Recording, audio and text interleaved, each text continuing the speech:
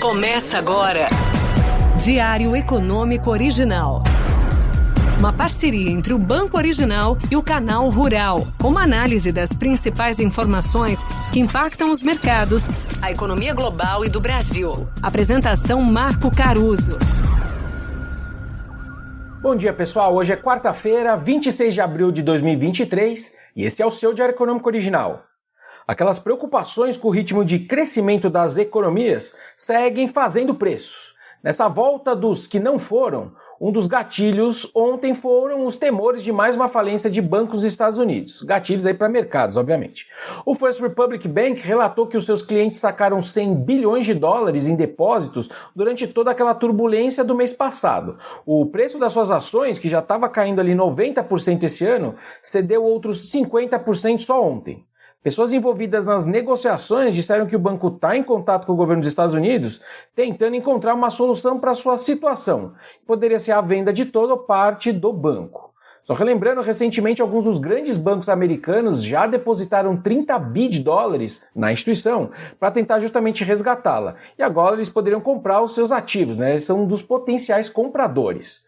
Outra opção que está na mesa é o FDIC, que é uma espécie de FGC americano, assumir o controle e oferecer uma garantia do governo para todos os depósitos. Foi justamente o que eles fizeram com o SVB. Falando ainda de empresas americanas, tem alguns resultados que eu gosto de olhar, né, que são interessantes de se acompanhar, mesmo para um cara que é mais macro como eu, porque elas acabam dando um cheiro sobre a força da economia como um todo.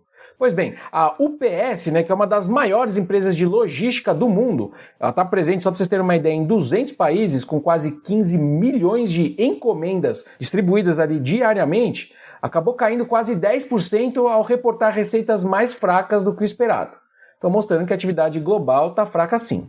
E aí, mesmo com a Alphabet, que é a controladora do Google, e Microsoft surpreendendo positivamente as expectativas de lucro, quando eles reportaram ontem, no fim do dia o que a gente viu foram as bolsas e as commodities caindo, enquanto o dólar e os juros dos títulos dos governos em geral caindo também. É um risk-off clássico no palavreado do Faria Limer e os seus correlatos.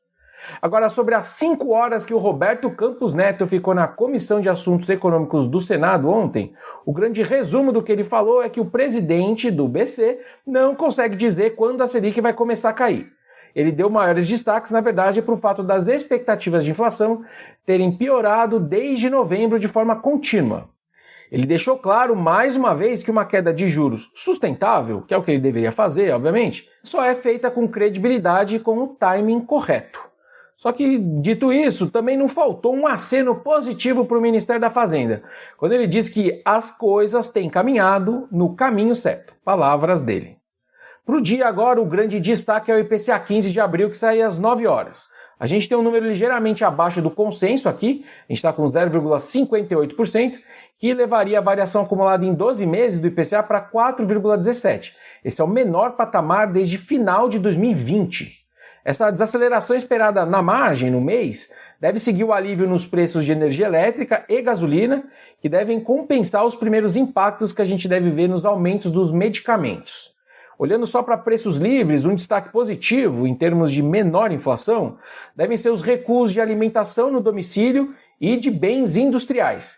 Eu já contei para vocês, mas eu vou contar de novo porque acho que é algo importante do curto prazo. A gente está vendo finalmente o fim das pressões inflacionárias importantes que a gente vinha sentindo desde a pandemia e que se agravaram com a guerra da Ucrânia. Eu estou falando daquela falta de produtos que não tem mais, a gente está falando de commodities e fertilizantes que também são para baixo. E isso tudo tem se acentuado agora que a gente está vendo um mundo crescendo menos, então é menos commodity também e menos bens industriais, né, pressão de preços. A gente está vendo um crescimento da China que não compensa tudo isso. Tem também safra de grãos grandes aqui no Brasil, puxando preços para baixo.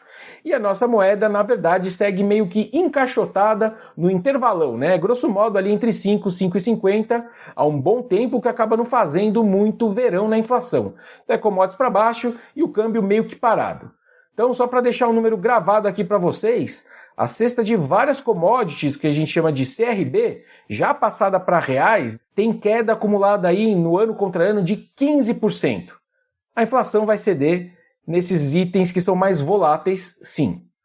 Bom dia, bons negócios e sorte sempre.